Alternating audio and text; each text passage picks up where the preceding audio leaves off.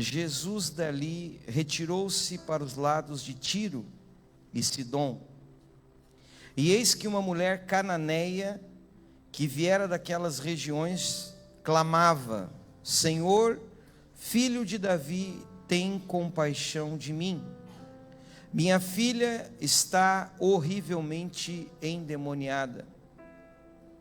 Ele, porém, não lhe respondeu palavra, e os seus discípulos, aproximando-se, rogaram-lhe: despede-a, pois vem clamando atrás de nós. Mas respondeu: não fui enviado senão as ovelhas perdidas da casa de Israel. Ela, porém, veio e o adorou. Marque isso, o adorou. Ela veio e o adorou, dizendo: Senhor, socorre-me. Então ele, respondendo, disse: não é bom tomar o pão dos filhos e lançá-los aos cachorrinhos. Ela, contudo, replicou, dizendo: sim, Senhor, porém os cachorrinhos comem das migalhas que caem da mesa dos seus donos. Então lhe disse Jesus: ó mulher, grande é a tua fé, faça-se contigo como queres. E desde aquele momento sua filha ficou sã. Partindo Jesus dali, foi para junto do mar da Galileia, e subindo ao monte, assentou-se ali. Olha que tremendo, irmãos.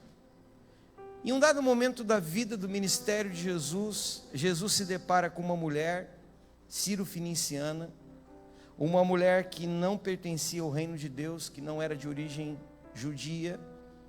E essa mulher, ela tinha um problema. Talvez muitos de nós aqui tenhamos diversos problemas. A maior parte das pessoas vive numa vida em dificuldades, em uma ou em outra área. E essas dificuldades que nós passamos, enfrentamos, travamos todos os dias, nos levam a momentos difíceis. E essa mulher, ela estava em um desses momentos. Por quê? Porque a sua filha, ela era possessa de um espírito. Ela era uma jovem possessa. Uma possessão demoníaca é algo terrível na vida de uma pessoa. Ou seja, essa jovem, ela estava debaixo de um cativeiro, ela estava debaixo de uma prisão espiritual. E essa mulher, ela desesperada, ouve falar que Jesus expulsava demônios. Se tem uma coisa, irmãos, que no Antigo Testamento nós não vemos nenhuma pessoa usando dessa autoridade, nenhum dos profetas expulsando demônios. Jesus fez muitos milagres que outros profetas também fizeram. Jesus multiplicou como Elias, como Eliseu. Jesus fez coisas tremendas como Elias e Eliseu e outros profetas. Mas nenhum profeta no Antigo Testamento expulsou um demônio. Por quê? Porque o reino de Deus ainda não havia chegado. Diga comigo: o sinal que o reino de Deus é chegado é que os espíritos malignos saem, batem em retirada. Certa ocasião, Jesus estava no meio de alguns fariseus. Pode baixar um pouquinho, baixa um pouquinho o tecladinho também, por favor, ali. E baixa um pouquinho a minha voz, que aí não fica tão a minha voz está Jesus estava em um momento interessante. Ele estava diante dos seus discípulos, e alguns fariseus, doutores da lei, começaram a dizer: esse homem, ele é possesso de um espírito maligno, ele expulsa demônios por meio de Belzebu. Ele não faz esses sinais, essas maravilhas por Deus, ele está endemoniado, esse cara. Vejam que os religiosos da época batiam no ministério de Jesus. E Jesus, então, um dia, tranquilo, ele disse assim: só um pouquinho, se eu expulso o demônio por Belzebu, então o reino de Satanás já está destruído. Porque todo o reino que está dividido não subsiste. Ou seja, não há como um reino lutar contra si mesmo. Então eu não posso expulsar um demônio por outro demônio. Agora, se eu expulso um demônio pelo dedo de Deus, é chegado a vós o reino dos céus. Quer dizer que se isso que eu estou operando vem de Deus, este é o sinal que o reino de Deus está chegando. Esse é o sinal que o reino de Deus é chegado aqui e agora. Quando nós operamos debaixo de um poder sobrenatural, de rompimento e de libertação, sabe o que nós fazemos? Nós estabelecemos. O estabelecimento do reino de Deus é um confronto de forças, e a força mais forte subjuga a força mais fraca. Quando nós chegamos e começamos a cantar músicas de reino, tocamos batidas de reino, começamos a proclamar e declarar e profetizar o reino de Deus, sabe o que acontece? Nós no mundo espiritual estamos golpeando o reino das trevas, e estamos dizendo: Satanás, começa a retroceder, e de uma maneira sobrenatural nós começamos a empurrar o diabo para fora dos limites da nossa casa, da nossa família, do nosso bairro, da nossa cidade, da nossa região. E sabe o que acontece? Um reino começa a se estabelecer.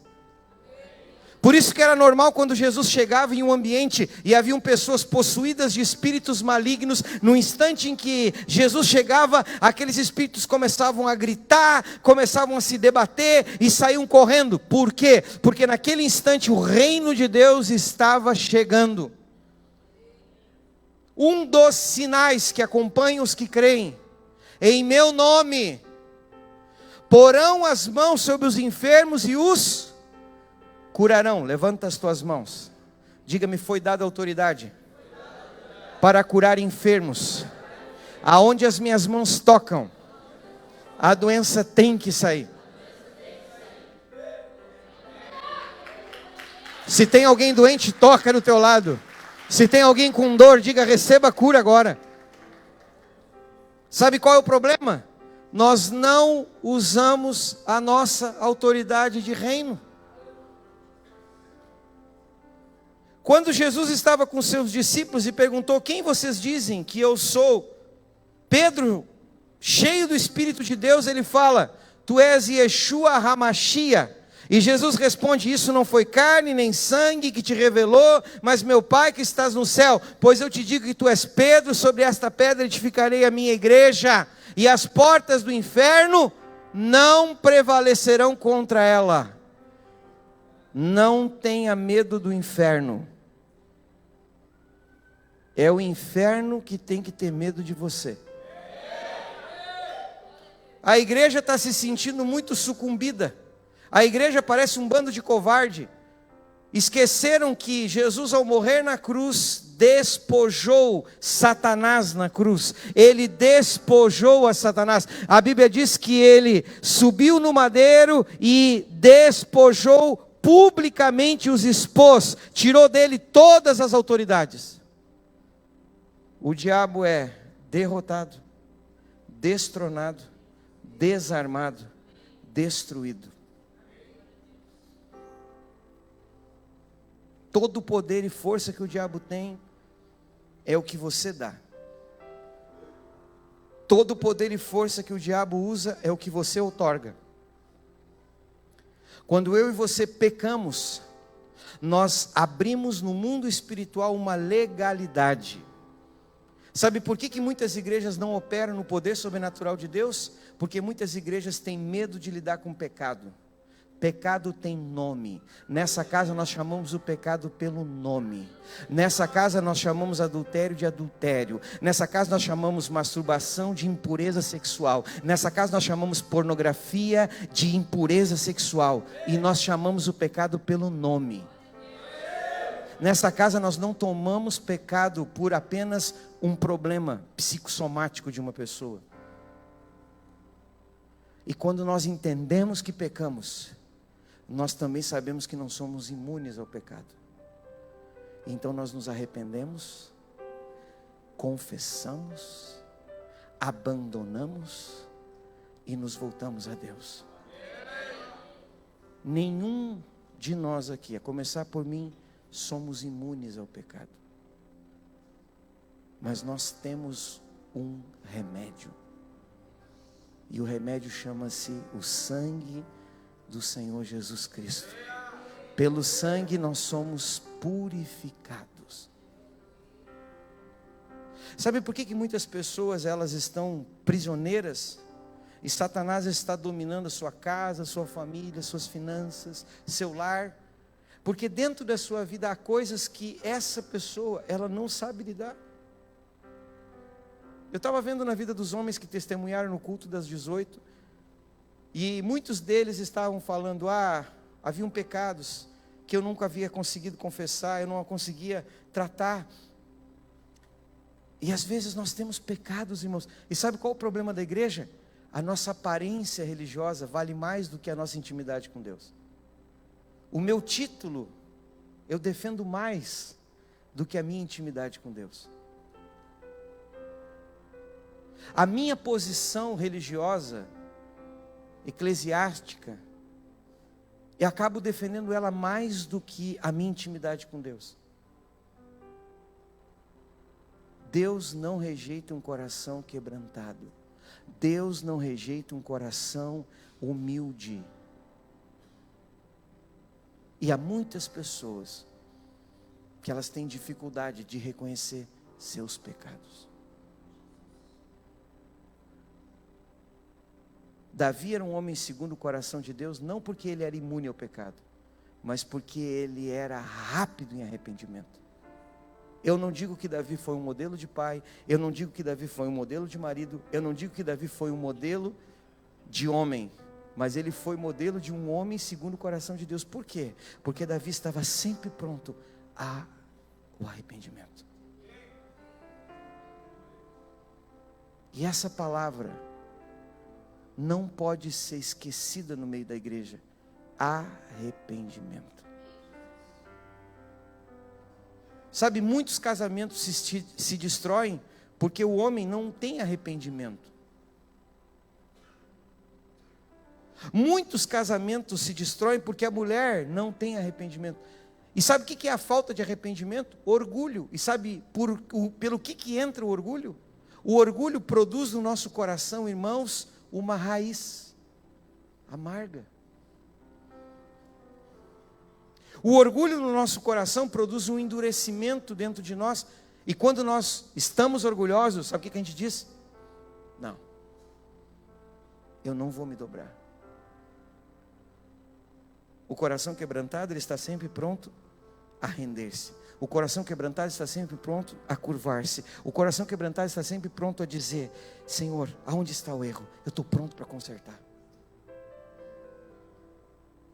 Eu não tenho dificuldade, e glória a Deus por isso, irmãos, de me arrepender. Seja com a minha mulher, com os meus filhos, com os meus liderados, com Deus, com os meus amigos. Quando eu erro, eu falo: por favor, cara, me perdoa. Eu estou errado. E para mim é tão natural me arrepender, irmãos, que eu faço assim, sem me sentir assim, sabe? Puxa, tive que baixar a bola e me arrepender. Quando eu vejo que eu estou errado, eu já boto um paninho de saco e uma cinzinha na cabeça e tchau, já me jogo. Por quê? Porque quanto mais rápido é o meu arrependimento, menos problemas eu terei. Quando eu não me arrependo, eu começo a dar outorgas de direito para que Satanás comece a trabalhar na minha casa, na minha família, nos meus negócios, no meu casamento. Minha irmã, se você não consegue perdoar o teu marido, você está dando legalidade para o diabo trabalhar na tua casa. Olha aqui para mim, irmãzinhas do Senhor Jesus. Mandar o marido dormir no sofá não é de Deus.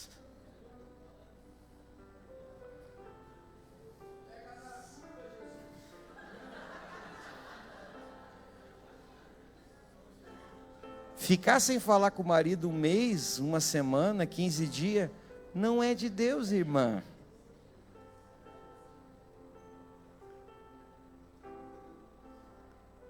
Por quê? Porque a Bíblia diz: não se põe o sol sobre a tua ira. Está anoitecendo, corre para o conserto. Ficou de noite, corre para consertar.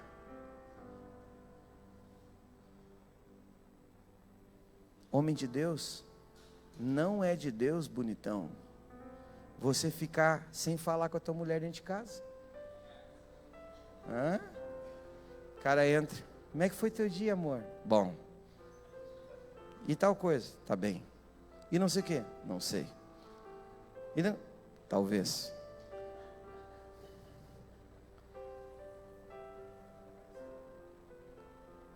Homem de Deus, se você está com problema com a tua mulher, conversa, cara. Isolamento não resolve o problema. Sabe o que resolve o problema? Pergunta para o Jander: confronto.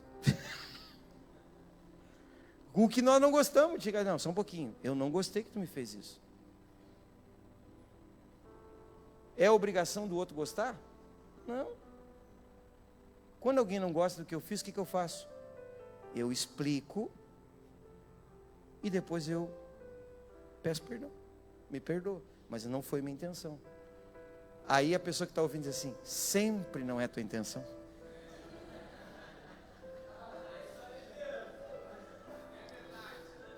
Aí você se apropria da graça. Pois é, mas pelo que a Bíblia diz, 70 vezes 7. Até quando? Até quando Deus me dá graça para vencer esse negócio da minha vida, gente.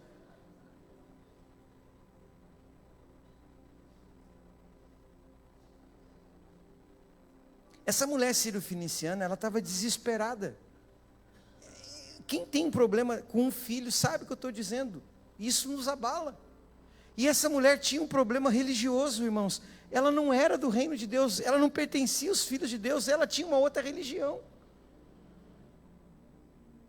E essa mulher, ela sai desesperada por conta de uma história de que o reino de Deus estava se manifestando na vida de um homem.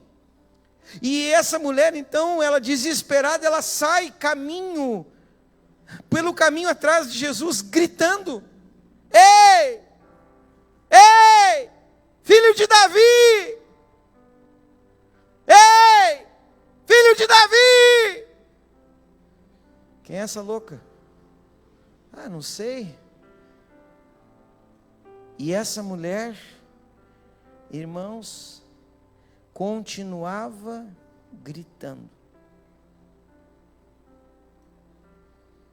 A Bíblia diz que ela clamava: ei, tem compaixão de mim.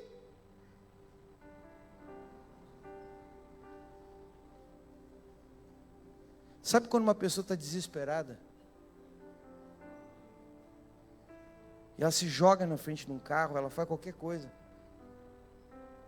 Porque ela sabe que ela precisa agora. E Jesus olhou para aquela mulher. Olha a primeira resposta de Jesus. Jesus, porém, não respondeu palavra. E ele continuou caminhando.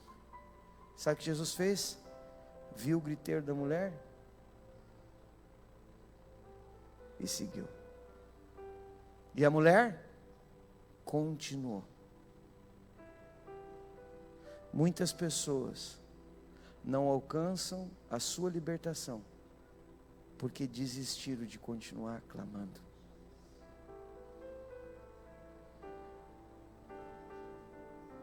Na primeira, aceitaram continuar com seus problemas. Não, eu sou assim mesmo, eu nunca vou conseguir ser liberto sexualmente. Ah, é assim mesmo, eu nunca vou conseguir ter um casamento abençoado. É assim. Não pare. Olha para o teu irmão e diga: continue gritando e clamando. Provoque a ele. Clama a mim e responder-te-ei. Clama a mim e anunciar-te-ei coisas grandes e ocultas que não sabes. Mateus capítulo 7, versículo 7. Busca, todo aquele que busca encontra, todo aquele que pede recebe, todo aquele que bate a porta se abre. Ele está dizendo, não desanima. No processo de libertação você não pode desanimar, não pode se dar por vencido, ainda que pareça que o Senhor está olhando para ti e virando as costas e continuando. Sabe o que você faz? Vai e agarra dele e diz, eu não te deixarei, Senhor. Não vou sair. Oh, tem até um delay. Oh, sai daí, Robson. Está muito perto do meu mesário, impartiu aí. O Robson bateu palma, né, Robson? Tava no tempo ou não? Não, estava fora, né?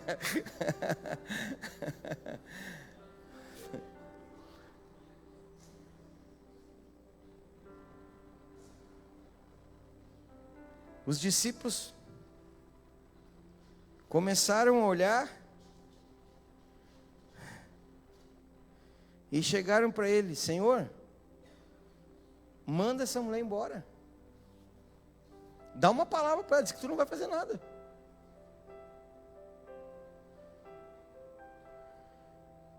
O clamor de um desesperado provoca o céu.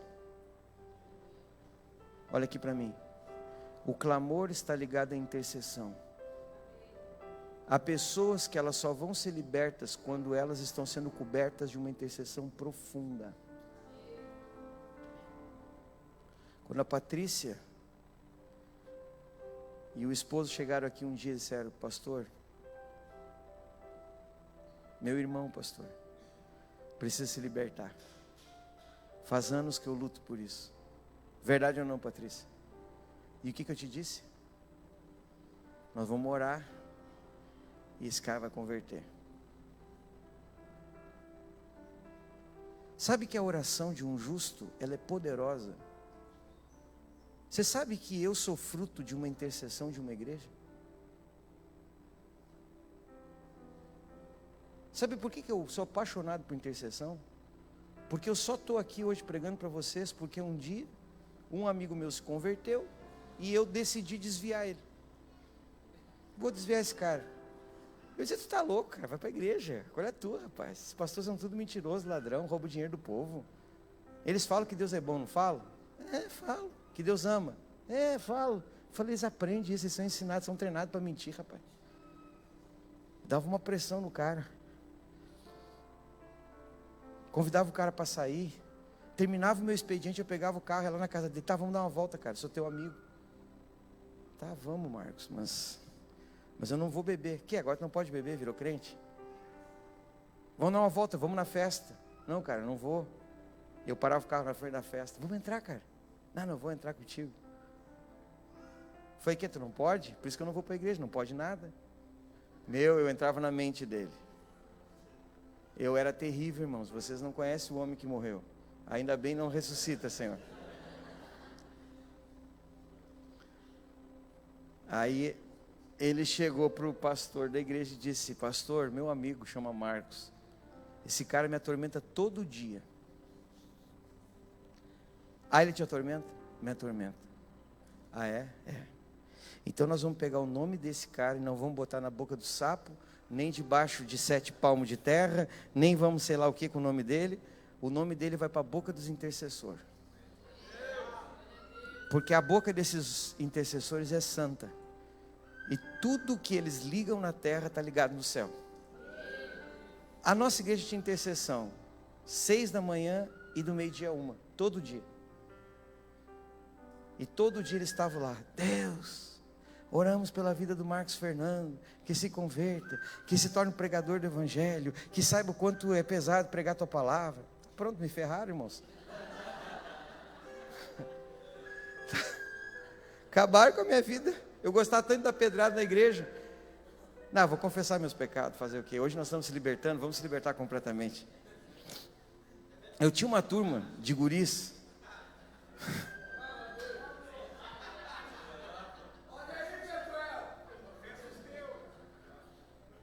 Confessa só os meus, né, Pablo? Depois tu confessa os teus.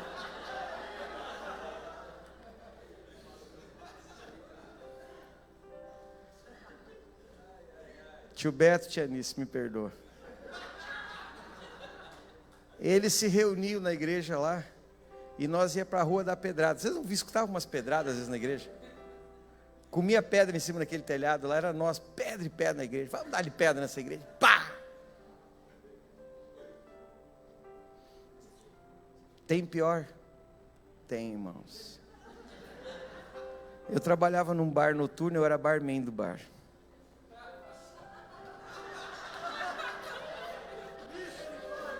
A Sabrina sempre diz para mim, por que tu não conta teus testemunhos? Eu falei, escandaliza, Sabrina, não dá.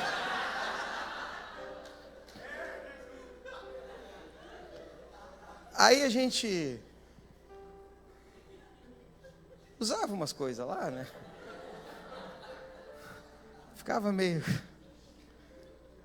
E tinha uma igreja, que o pastor Tiguaçu era dessa igreja, do lado do bar. A janela da igreja dava para dentro da casa que era desse bar.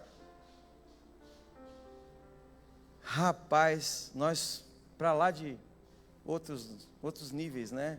Fora do ar. Ficava escutando o culto daquela igreja. Nós falávamos, que coisa, que griteiro, que loucura. E aí nós ficávamos curiosos. Mas nós já estávamos fora do ar, né? E a gente abria a janela. E olhava para dentro da igreja que estava lá. E eles cheios do Espírito Santo, orando em línguas e dançando no Espírito. E eu dizia, rapaz, que droga é essa que esses caras usam?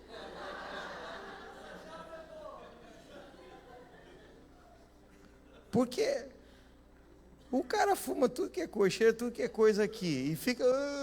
e os caras, sei lá o que eles usam lá dentro, que eles ficam tudo... Eu falei... E aí a gente ouvia os caras orar em línguas. E a gente achava tão estranho aquele negócio de orar em línguas. Da onde Deus me tirou, irmãos? Por causa de um clamor.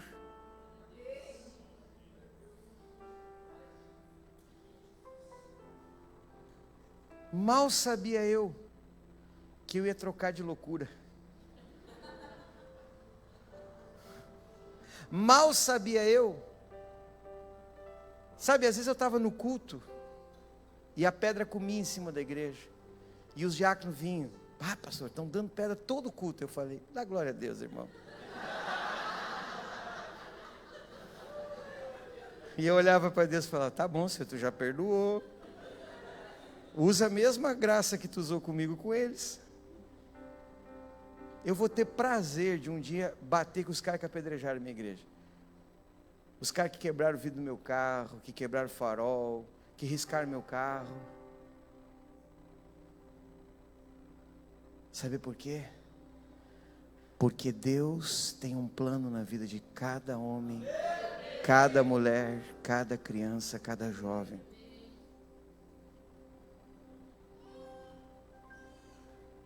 Sabe o que mexeu? O clamor mexe com o céu, irmãos. Às vezes nós somos muito tímidos. Aquela igreja começou a clamar de dia e de noite. E eu mexo que a Sabrina a Sabrina é a intercessora número 1. Orava, jejuava. E a oração dela, Senhor, a gangue do Teodósio, Deus.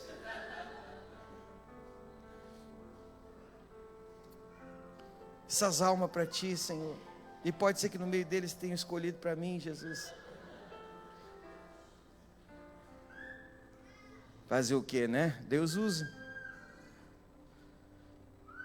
A oração de uma igreja, de uma família, de um pai, de uma mãe, pode mudar qualquer coisa. A libertação está ligada intimamente à intercessão, irmãos. Eu pergunto, como está a tua intercessão? Como é que está o teu nível de clamor?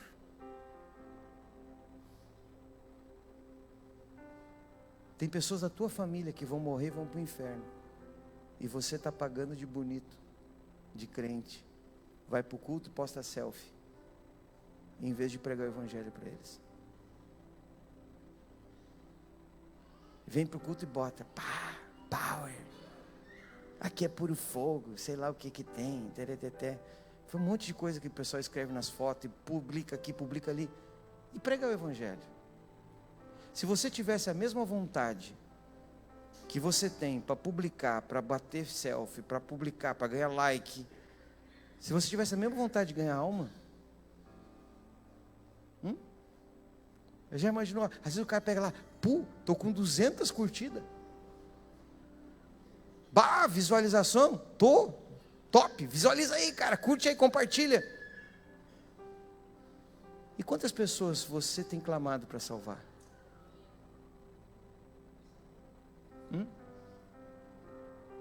Qual foi a última vez que você passou uma noite inteira orando por um perdido? Qual foi a última vez que você saiu e disse, Deus, eu não vou desistir do meu amigo, eu não vou desistir do meu familiar, Senhor, ele está debaixo de uma opressão de Satanás, mas ele te pertence, e enquanto o Senhor tu não me respondeu, eu não vou te deixar. Sabe o que acontece com a nossa oração aqui? Tem hora que Deus diz, tá bom, responde essa gente, esse povo, o que eles querem? Eles querem conquistar o mundo. Tá, então dá o mundo para eles de uma vez. Pode ser que assim eles parem de me incomodar.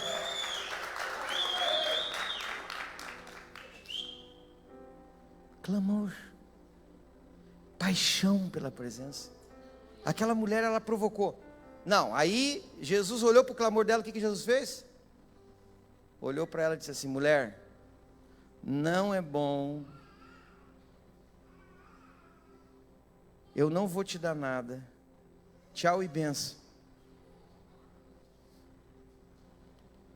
Aí a mulher foi para o nível 2, o adorou. Ela saiu da intercessão e disse, se a minha intercessão não te toca, a minha adoração vai te produzir uma resposta. E aquela mulher se jogou aos pés dele, prostrou-se e disse, filho de Davi, tem misericórdia. O adorou. A adoração faz Deus parar. O teu clamor chama atenção, mas a tua adoração faz o céu. Que tu quer, mulher? Minha filha, não é bom pegar o pão dos filhos e dar para quem não é do reino. Ok, Senhor, mas até os cachorros comem da migalha da mesa dos seus donos. Se tu não quer me tratar como uma filha, me trata como um cachorro, mas não me deixa voltar para casa sem a libertação da minha filha. E Jesus olhou para ela e disse, grande é a tua fé, tua filha já está liberta. Sabe, a libertação, ela é o pão dos filhos. Tem muita gente dentro da igreja que tem medo de libertação, porque fica pensando, libertação é uma coisa feia, imagina só, né? A gente fica com aquela cultura religiosa, imagina se manifesta na minha vida. Eu não vou lá na frente, tenho medo de oração forte, porque vai que o capiroto me pega. Aí eu vou ficar lá falando um monte, vou pagar, tá louco, que vergonha. Engraçado que vergonha de pecar ninguém tem. Engraçado que vergonha de pornografia ninguém tem. Engraçado que vergonha de falar bobagem ninguém tem. Agora, vergonha de ser livre, tem. Meu irmão, a libertação é pão dos filhos. Quer dizer o quê? Que a libertação não é para quem está chegando, a libertação é para quem está dentro. Jesus chegou para os seus discípulos e para os fariseus e disse, conhecereis a verdade e a verdade? Aí os doutores da lei disseram, mas nós somos livres, nunca fomos escravos. Somos descendentes de Abraão, somos filhos de Abraão. E Jesus disse: mas o escravo nunca permanece na casa, o filho sim.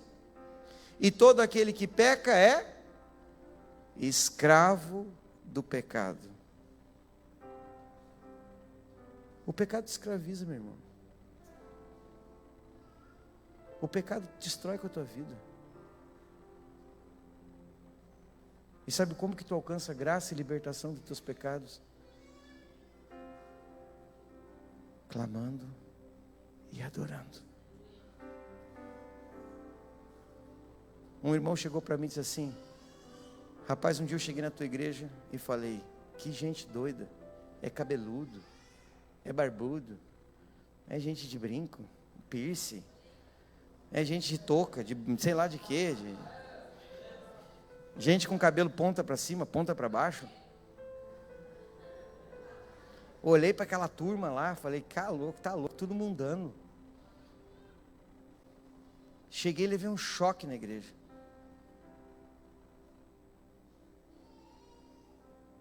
Mas quando eu olhei para aqueles mundanos, jogados na presença de Deus, eu me senti tão mal.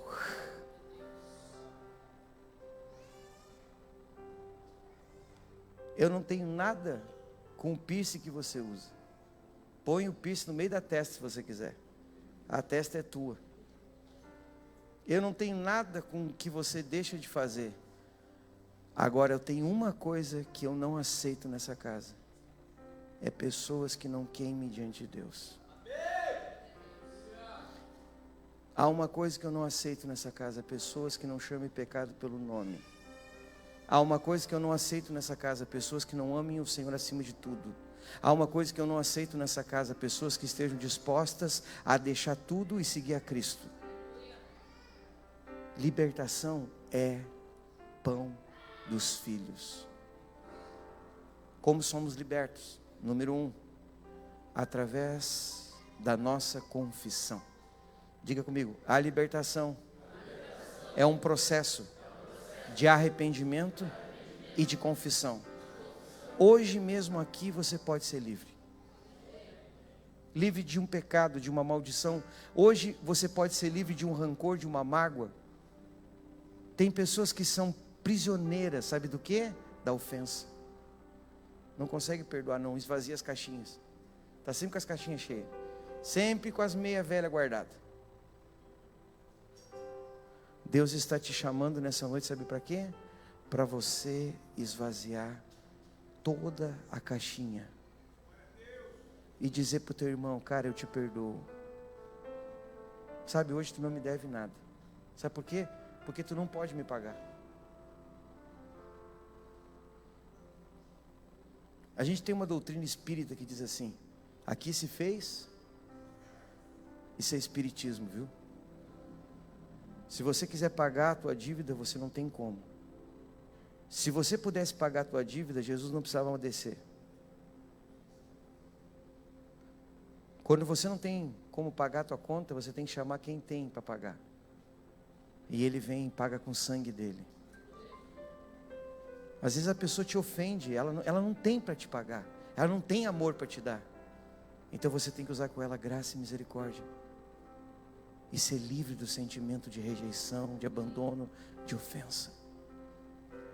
Deus não quer que você ande ofendido. E Deus permite as ofensas na igreja. Sabe por quê? Porque Deus está te tratando. Tem uma palavrinha que aqui você vai aprender sempre nessa casa: processo.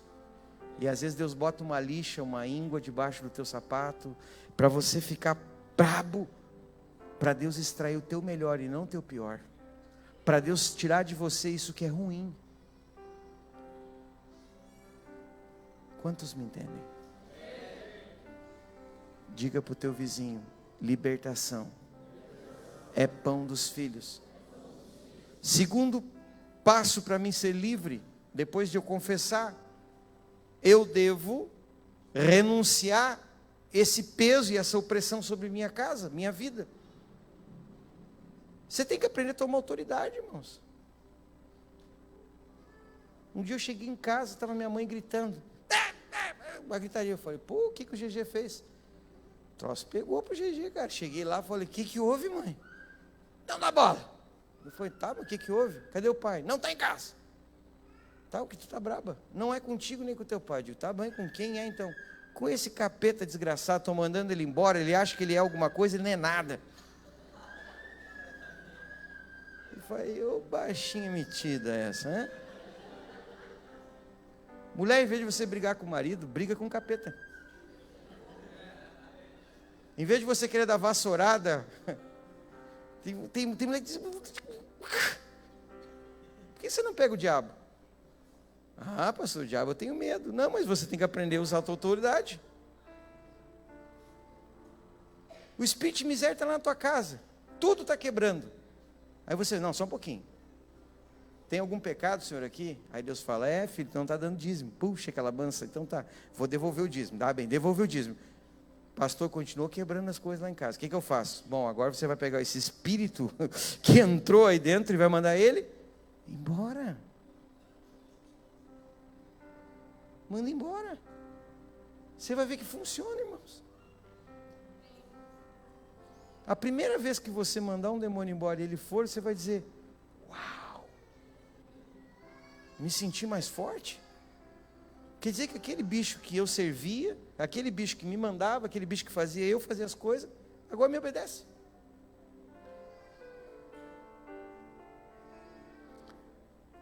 Satanás não se aconselha, não se pede licença, se expulsa. Você não tenta aconselhar demônio.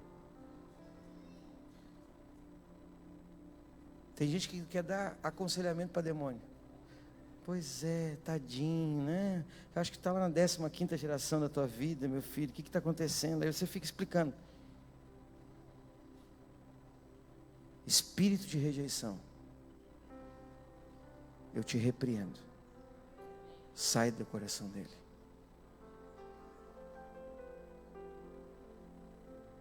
Não, porque você vê, tem que ver que a impureza sexual é uma coisa. Aí a gente fica explicando, querendo dar conselho para o demônio que está levando a pessoa para o problema. Só um pouquinho, vem cá. O que é o teu problema? Ah, cara, eu caio sempre. Chega aqui, cara. Vou orar por você. Te arrepende? Me arrependo. Espírito de impureza, de lascívia, de fornicação. Aonde tu entrou? Eu te confronto agora, te repreendo e te mando embora, em nome do Senhor Jesus. Sai!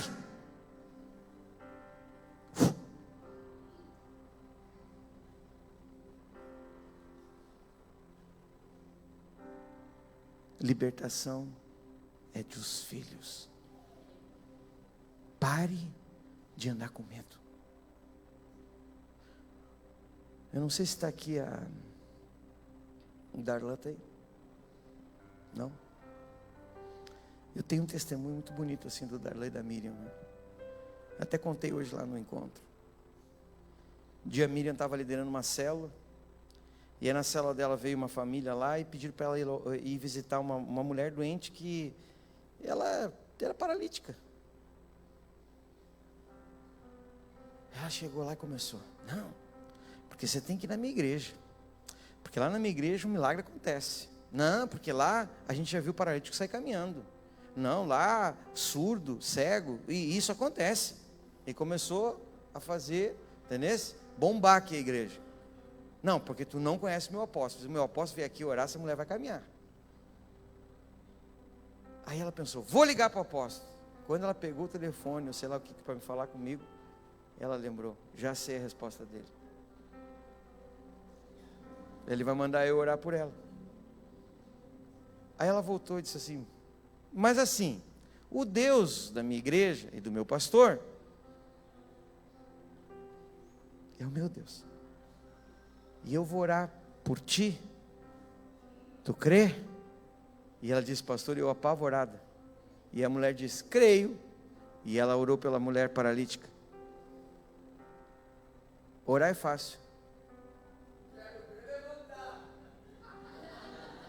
Orar para o paralítico é fácil, irmãos. Até aí, qualquer um. O bravo você diz assim, levanta e anda. Fé para orar nós temos. Agora, fé para mandar levantar é que é o problema. Eu me lembro que a primeira vez que eu orei por um paralítico, gente, eu tinha uma vontade de ver um paralítico andar. Eu lia na Bíblia, eu falava, mas cara, eu queria que... Não, e aí eu botei aquilo na cabeça que eu ia orar até levantar um. Então eu não podia ver um paralítico, eu ficava encanzinado com os paralíticos. Eu vi um paralítico e falava, eu vou atrás de um. O que eu posso perder se já está paralítico? Sim, o cara que vai orar, ele tem que pensar assim, ó, não estou perdendo nada. Se andar, andou, se não andar, continua parado. Vai fazer o quê? Não, mas é lógica, irmãos, é uma lógica. Aí, cuida, irmãos, eu não sei se o Pablo estava naquele dia ou não, eu acho que talvez o Pablo estava. Nós tínhamos aniversário, e o aniversário da igreja, a gente alugou um ginásio de esportes. Lotamos um monte de igreja, um monte de pastor e tudo. E aí, pegamos uma Kombi com uma corneta e saímos pelo meio da cidade gritando. E aí quem gritava? O Marcos Fernando, viu, Taylor? Era sempre, as bombas, era eu que fazia. Tá, grita aí no microfone. Tá, o que vocês querem que eu grite? Grita aí que hoje Jesus vai curar, Jesus vai fazer milagre. E eu, tá bom, dirige a Kombi, eu grito. E eu pegava agora, você que está me ouvindo, atenção, você que está aí escutando a minha voz, hoje à noite lá no ginásio de esporte, não sei do que, vai acontecer milagre, paralítico vai andar. E comecei, mano, e fiz um griteiro, um tumulto, uma ronquidão, parecia aquelas Kombi de circo andando no meio da vila. Aí não, digo, bom, mas para garantir que vai ter paralítico, eu vou descobrir quem é paralítico e vou atrás. Peguei a Kombi e peguei 3 paralíticos. Sim, se não aparece nenhum paralítico. O Jander era meu discipulador, eu chegava no Jander, nós temos que orar pelos enfermos, Jander. Mas se Deus quiser, Deus traz na igreja, Marcos. Eu digo, não, mas se Deus não quiser trazer na igreja... E o Jander, calma, Marcos.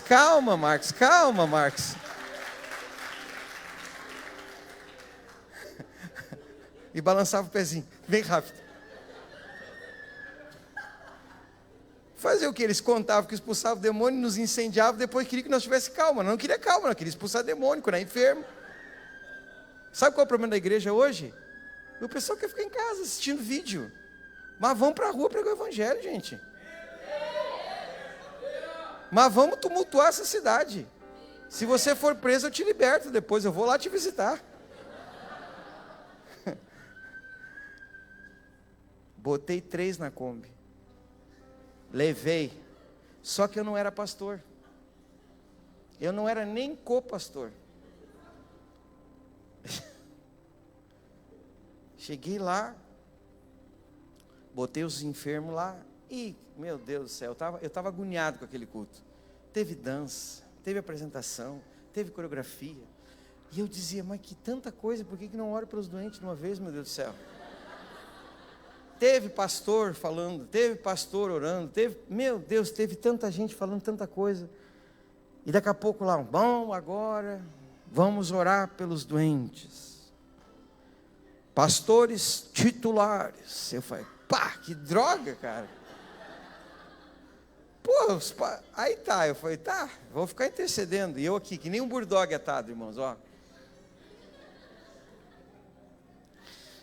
E eu falava, mas se não me deixava orar pelos doentes, irmãos. Eu estava com uma raiva, viu, Gui?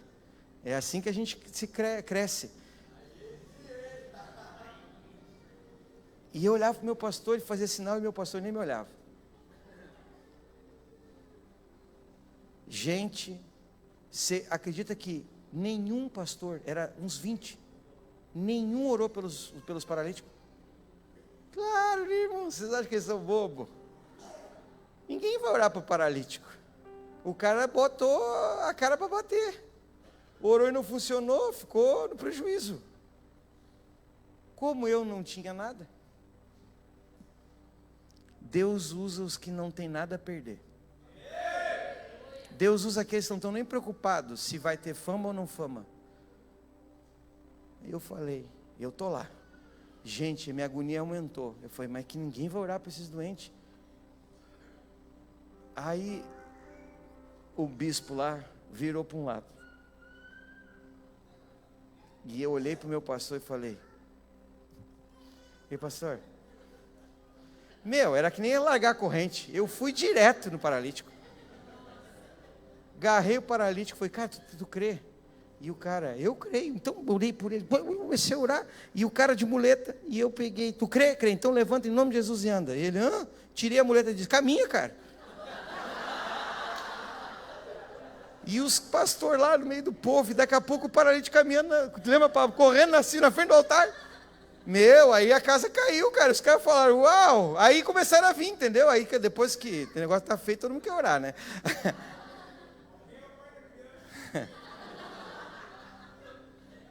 Aí eu fui na mulher paralítica, da cadeira de roda. Primeiro eu fui no nível 1, muleta.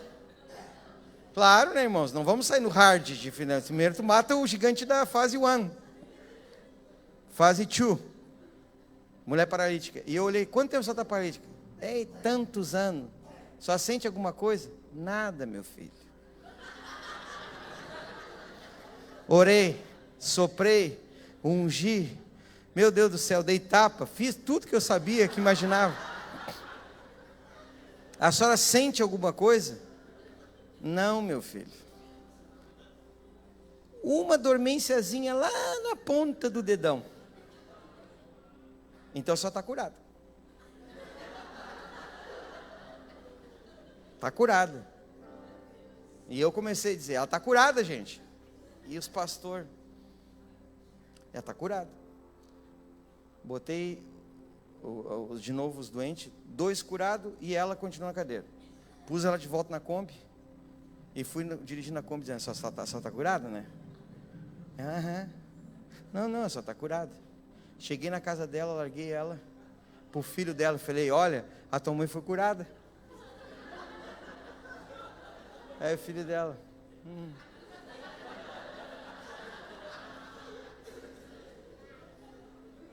3 anos passaram. Eu já não morava mais no Capão do Leão, eu já não era mais cocô do pastor. Não, porque tem o co-pastor e aquele que é co do co, então é cocô pastor.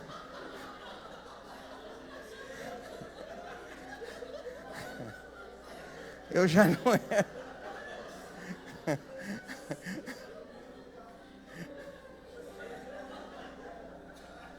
Me convidaram para pregar, entendeu? Agora eu já era pastor, já estava melhorzinho. Estou pregando, irmãos, e um cara emburrado assim, na minha direita. Cabelo grisalho, barba. Terminou o culto. O senhor é o pastor Marcos Fernando? Sou, né? O senhor lembra de mim? O senhor lembra daquela mulher paralítica que morava aqui perto? Eu estava orando para que ela não tivesse morrido, gente. Porque quando você inicia um ministério de milagre grande, muitas vezes Deus vai levar uns quantos que você ora por cura, que é para provar a tua fé. E eu sei, aquele dia que tu chegou lá em casa e disse que a minha mãe estava curada, eu não acreditei. E eu disse, que cara mentiroso, minha mãe não está curada. Perguntei, mãe, tu foi curada? Não foi curada nada.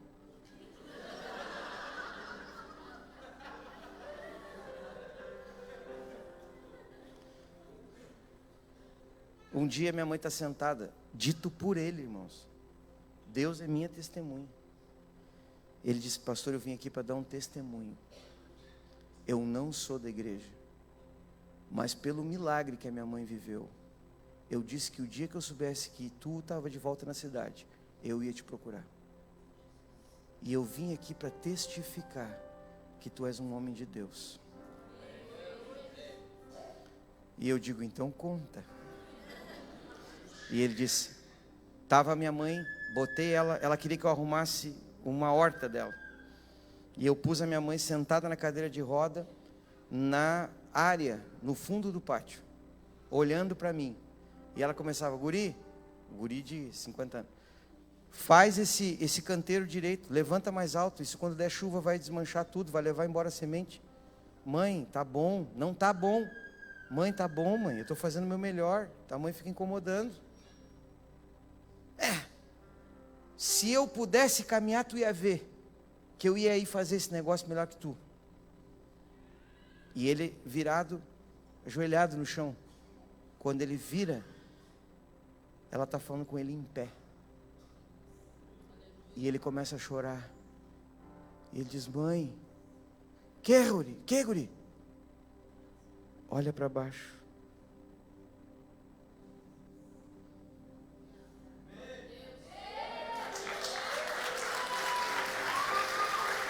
Libertação é pão dos filhos. Curar enfermos é pão dos filhos. Expulsar demônio é pão dos filhos.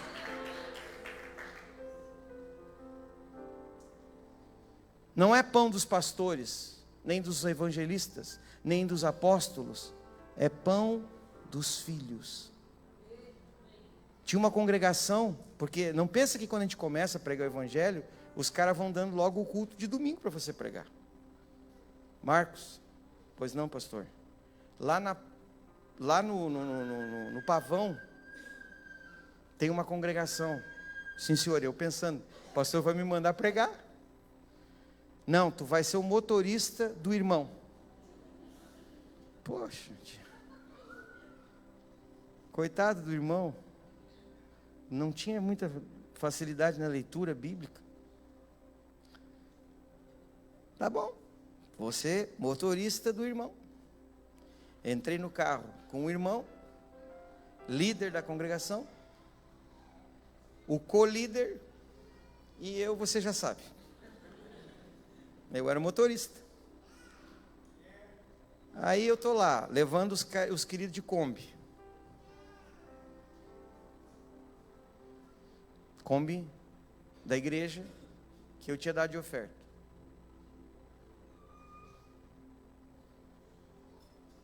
Os dois para mim, irmão Marcos, nós somos os líderes, mas a gente sabe que Deus te usa. E eu falei: não, tá bom, eu vou dirigir para vocês. Não, tem uma pedreira para nós hoje e é contigo. Eu falei: engraçado, para pregar ninguém me convida, para as pedreiras é só eu. O que é? Um cego. E eu falei: cego? É, e nós já avisamos que um homem de Deus que cura os enfermos está vindo aqui. Porque é assim, irmãos, você não é nada até o primeiro doente ser curado pela tua vida. Daqui a pouco você já é um homem que cura os enfermos, entendeu? Você é promovido no reino rapidamente. Cheguei lá, irmãos, mas eu cheguei apavorado. A pior coisa que tem é você não ter fé para operar milagre. Quando eu cheguei, imaginei, eu vou orar e o cara vai enxergar. O problema é que eu me dei de cara com o olho dele. E o olho dele não tinha bolinha preta, era todo branco. Parecia o olho de zumbi, irmãos. O negócio era punk. Eu olhei para aquilo e apavorei. Gente, eu olhei para aquilo e eu tentava imaginar como é que Deus vai curar esse cara. E em vez do cara fechar os olhos, ele me olhava com aqueles olhos assim. E eu fechava os olhos para não ver aquele negócio. E orava. Irmãos, eu fiz de tudo. Soprei, orei, cuspi.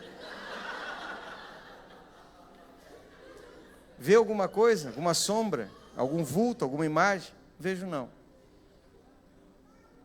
Sabe como é que eu saí dali? Entrei no carro, não falei nada. Nunca mais eu oro por cego. Nunca mais. Não vou orar. Tio, o troço não funciona. Que vergonha. As pessoas traziam cego para mim orar e eu orava pelos outros. O cara vinha cego, eu só botava a mão e dizia: Deus te abençoe. Eu não vou orar por cego.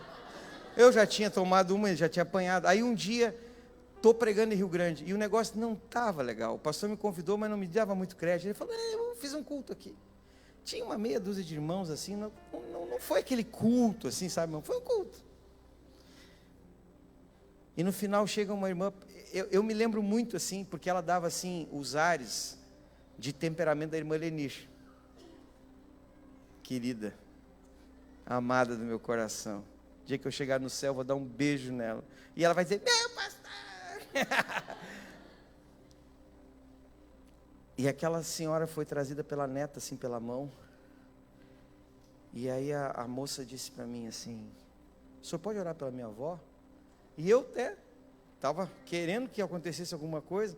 Falei, claro, traga aqui. Qual o problema da tua avó? E a velhinha estava com a cabeça baixa. A velhinha abriu e o olho branco apareceu. Eu falei, ah, não. Eu falei, ah, não. O olho branco de novo, não, senhor. Não, aquilo dá... Você já viu o negócio? Dá pavor, gente. Eu falei, a senhora crê?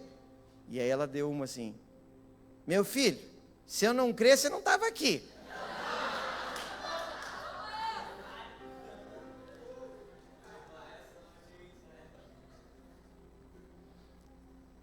O que eu fiz? Botei os 2 dedão nos olhos brancos. Eu falei, agora eu te venço, olho branco. Não vou te enxergar, vou enxergar meus polegares. E botei ali, comecei a orar. E olhando para o olho, falei, em nome de Jesus.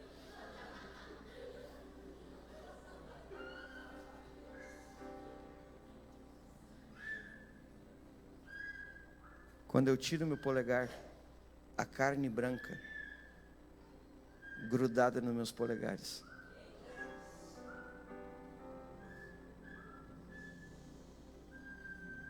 Verdade ou não sabendo dos milagres daquela igreja.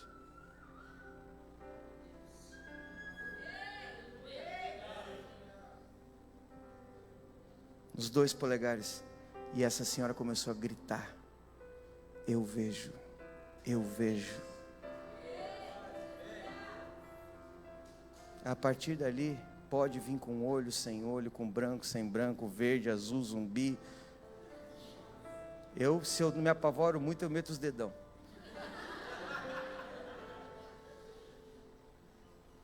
Outro dia eu estou em New Quem pregando. Fui pregar numa igreja de um amigo do apóstolo Omar, pastor Luiz Munissaga. Eu estou pregando na igreja e eu chamo os doentes à frente, uma jovenzinha de 10 anos, uma menina, que nasceu com mal congênito, má formação nos olhos, cega.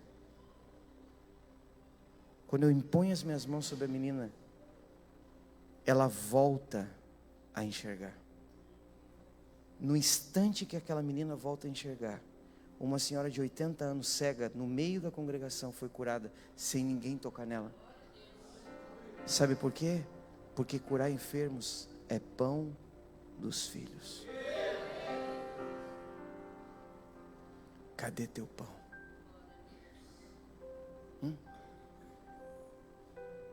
Cadê o pão dessa casa? Profetizar é pão dos filhos.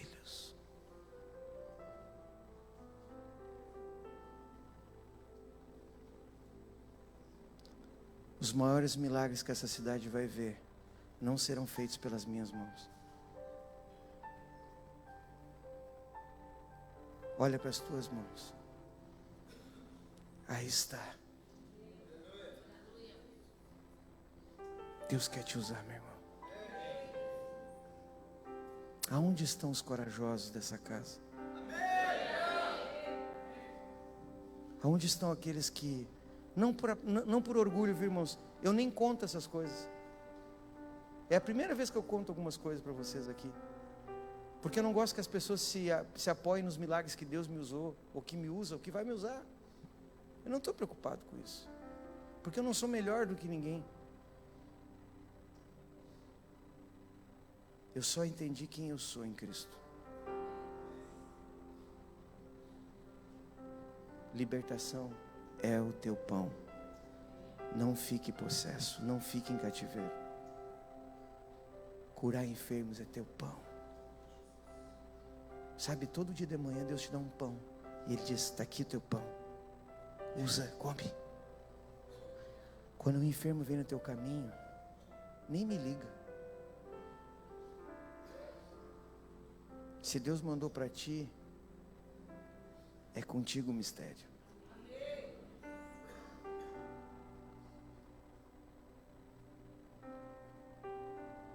Eu sou de um tempo em que a igreja era apaixonada por sinais, irmãos. Era apaixonada por queimar e manifestar a glória de Deus na rua. Eu profetizo sobre vocês que andam pelas praças.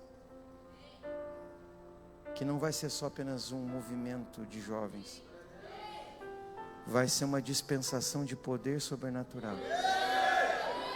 Eu profetizo que nessas praças que vocês andam, enfermos serão curados, paralíticos caminharão, mudos voltarão a falar, surdos voltarão a ouvir. Eu profetizo que pessoas só em cruzar perto de vocês vão ser curadas. E se a tua sombra não se converteu ainda, chega para ela e diz: minha sombra te converte, viu? Porque a sombra de Pedro curava os doentes, tu tem que te converter. Até a tua sombra tem que estar debaixo dessa unção poderosa. Vamos nos colocar em pés. Tem algum enfermo aqui nessa noite? Tem alguém que está doente, precisa de um milagre aqui de cura? Pastor, não tenho um rim. Uau, hoje vai ter cura. Porque no primeiro culto o Senhor disse para mim que tinha anjo com milagre criativo. E quando o Senhor diz que tem anjo com milagre criativo, eu sei que tem órgão novo, tem órgãos novos: útero, ovário, pâncreas, rins, pulmões, coração. Feche os teus olhos. Se você está doente, enfermo aqui nessa noite, aonde você está, levante a tua mão. E fique com a mão levantada. Levante alto para que nós possamos ver.